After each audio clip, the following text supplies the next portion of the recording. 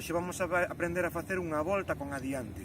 As voltas con adiante son en muiñeira moi faciliñas, o único que podemos ter un hop adiante, cando facemos ese piso hop adiante que facemos para facelo adiante e atrás, igual en volta. Entón facemos un hop adiante para dar a volta, para un lado ou para outro, hop adiante, vale?